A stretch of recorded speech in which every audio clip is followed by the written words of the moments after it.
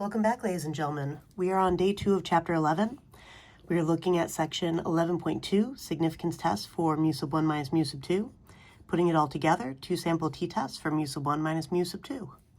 By the end of this lesson, you'll be able to state appropriate hypotheses for a significance test about a difference between two means, determine whether the conditions are met for performing a test about a difference between two means, calculate the standardized test statistic and p-value for a test about a difference between two means, and finally perform a significance test about a difference between two means. All right, let's go ahead and get started.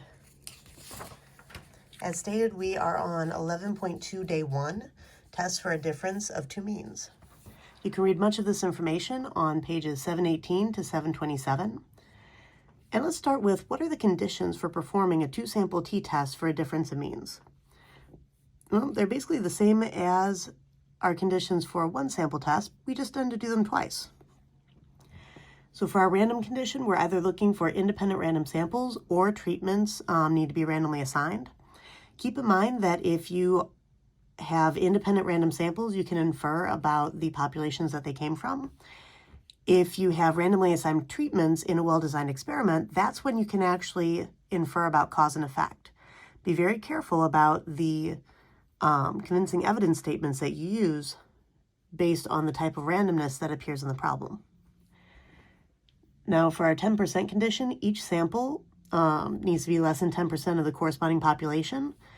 And this is only used when you have independent random samples. If we have randomly assigned treatments, the 10% condition does not apply. And finally, the normal/large sample condition needs to be done for each sample. You're either checking that the population is normal or the graph of sample data, including providing the graph, shows no outliers or strong skewness, or your sample size is large enough that none of this matters. Remember, your sample size is large enough when it's greater than or equal to 30. Now, what is the formula for a two-sample t-statistic? And is this on the formula sheet? What about our degrees of freedom? Well, like in our previous video, only the general formula and the standard error formula are actually on the formula sheet. You need to actually substitute in the values that are appropriate based on the structure of the problem. So the general format for a standardized test statistic is that we take the statistic minus the parameter divided by the standard error of the statistic. The statistic that estimates a difference between two population means is the difference of the two sample means. That's why we have x bar sub 1 minus x bar sub 2 here.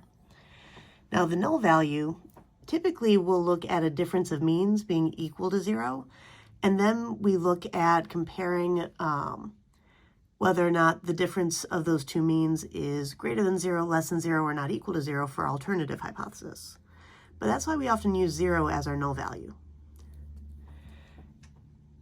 And once we take our statistic minus our parameter, then we divide by the standard error of the statistic, and that's what this formula is. Now, the degrees of freedom are the same as with our confidence intervals. The messy formula that our technology finds is actually preferred over the smaller of the sample sizes minus 1.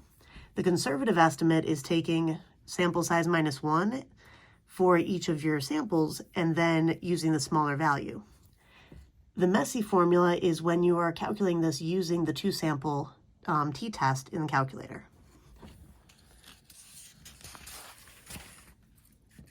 Now, is it okay to use your calculator for the do step? For full credit, you do need to show the calculation of the t-statistic with numbers in the formula. Then you can use the calculator to get the degrees of freedom and the p-value. All right, let's take a look at how to do that. So for our example, for a chapter test, 30 students were randomly assigned to take the test on yellow paper, and the other 34 students took the same test on white paper. For the students with the yellow paper, the mean was 16.25 with a standard deviation of 2.56. For the students with the white paper, the mean was 15.125 with a standard deviation of 2.81. And for letter A, is there convincing evidence that students like these would have a different mean score when taking a test on yellow paper compared to taking the test on white paper? All right, now let's kind of break down the structure of this. We have the type of paper, like the color of the paper, randomly assigned. That means that this is a completely randomized design. because the students are just split between two different treatment groups. They're not grouped up in any way ahead of time aside from just assigning treatments randomly. That allows us to determine cause and effect, but we can't infer about the general population because these students didn't come from a general population. Right? They weren't randomly selected. That's why in the question it's saying students like these. And as I go through the rest of the problem, you'll hear me referring to students like these. We say that when we're dealing with an experiment. Right? So, is there convincing evidence? That means I want to do a test, not an interval. And let's see, would have a different mean score.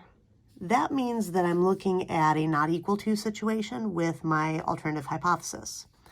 So for our state, we're going to start out with, we want to test. Our null hypothesis is mu sub y minus mu sub w equal to 0, meaning that the two means are equal to each other. Versus our alternative hypothesis that the two means are not equal to each other, which is why I have mu sub y minus mu sub w not equal to 0. Now I do have to define mu sub y and mu sub w, so I'm stating where mu sub y is equal to the true mean test score for students like these who take the test on yellow paper, and mu sub w equals the true mean test score for students like these who take the test on white paper using alpha equals 0.05. Whenever you are writing up a significance test, you need to define your hypotheses. Identify your hypotheses, define your parameter, or parameters in this case, and you have to identify your significance level. All right. Next, for the plan, we are using a two-sample t-test for mu sub y minus mu sub w. And this is only if our conditions are met. Now, the only two conditions we need to check are random and the normal/large sample. Because this was an experiment, the 10% condition doesn't apply because I was not sampling without replacement from a finite population. All right. So for random, treatments were randomly assigned. That allows me to check that off. And for the normal/large sample, both of my treatment groups were greater than or equal to 30. So 30 is greater than or equal to 30, and 34 is greater than or equal to 30. So I don't need to check anything with the sample data or know anything about the population shape. I can just go ahead and say that T procedures are safe to use because my sample size is large enough that the sampling distribution of each of the sample means will be approximately normally distributed. All right, so that allows me to go straight to my do step from there. And I'm showing my formula with my t-score calculated. So t is equal to the difference of my sample means. So I have my sample mean of yellow paper score and my sample mean of white paper score, the 16.25 minus 15.125. So yellow paper mean 16.25, white paper mean 15.125. That's why I have this in this order. My hypotheses were writing yellow mean minus white paper mean. So I need to have yellow paper sample mean minus white paper sample mean. Now I have minus 0 after this because we're assuming that the difference of the two parameters is equal to 0 in our null hypothesis. So this is my null value. Divided by the standard error of my statistic. So this is the square root of my first sample size squared, my first sample standard deviation squared divided by my sample size, plus my second sample standard deviation squared divided by my sample size. All right, all of this needs to be under the same square root. Now, in order to get the rest of this, let's take a look at the calculator. So what I would want to do is go to Stat, over to Tests, and I want to use a two-sample t-test. So that's option number 4. And I'm going to be using statistics because I was given the statistics for this. My first set was the yellow paper set, so 16.25 first. Oops, ended up with an extra decimal there. There we go. My sample standard deviation for the yellow paper was 2.56, and my treatment group size was 30. For the white paper group, my sample mean was 15.125, sample standard deviation 2.81. I'm getting this information from right up here. That treatment group had 34 individuals in it, and I'm looking at a not equal to situation because I want to know if they have different mean scores as opposed to the same. Now, with a difference of means, you're never pooling these. And the main reason for that is if our pooling assumes that our two standard deviations are exactly the same. If this isn't true, this could really throw off our p-value and our t-score. And so we tend to err on the side of caution with this because the only thing our null hypothesis tells us is that we're assuming that the population means are the same. This hypothesis says nothing about assuming that the population standard deviations are the same. So we say no to pooling. And if I draw this out,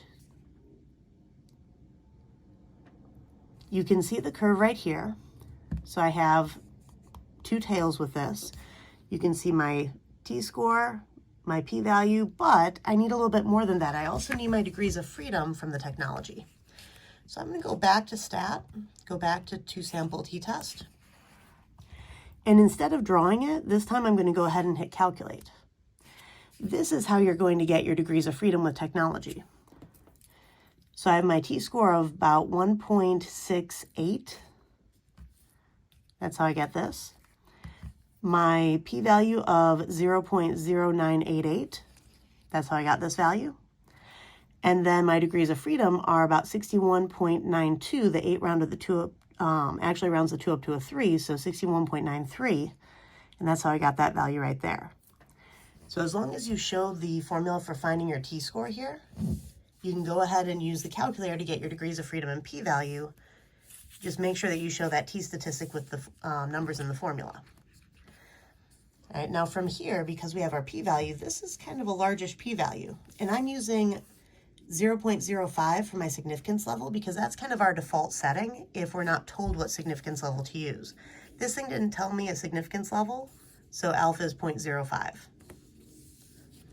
So for our conclusion, because the p-value of 0.0988 is not less than our alpha of 0.05, we fail to reject our null hypothesis. This is actually greater than this value. So our p-value is large, not small. All right, that means that we do not have convincing evidence that students like these would have a different mean score when taking a test on yellow paper compared to taking a test on white paper.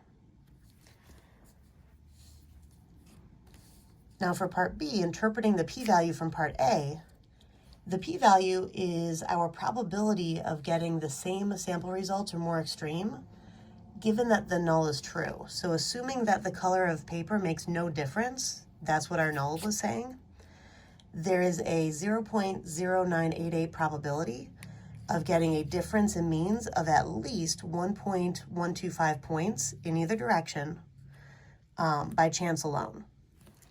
Now, the difference in sample means, this number right here comes from actually subtracting these two sample means. If you take 16.25 minus 15.125, that equals 1.125. That's the difference in sample means that we calculated for our statistic. So this is the probability of getting a difference in means of at least as much as our sample statistic in either direction by chance alone, assuming that our null was true and that the color of paper made no difference in the score. And now finally, when doing a two-sample t procedures, why do we say no to pooling and what is being pooled? Now I touched on this briefly as we were going through the problem. Pooling is to estimate, is meant to estimate a common standard deviation when populations have equal standard deviations. Now the benefit to this is slightly more power due to a slightly larger degrees of freedom. Right? We would basically be taking our first sample size minus 1 plus our second sample size minus 1. But the risk is that if equal standard deviation condition isn't met, then the p-value can be very off. All right, so in a test for a difference in proportions, we pool the proportions because the null says that they're the same. In a test for a difference in means, the null is about the means, not the standard deviations. And you can see more about this detail on page 727. All right, go ahead and try these problems, and we'll see you in class.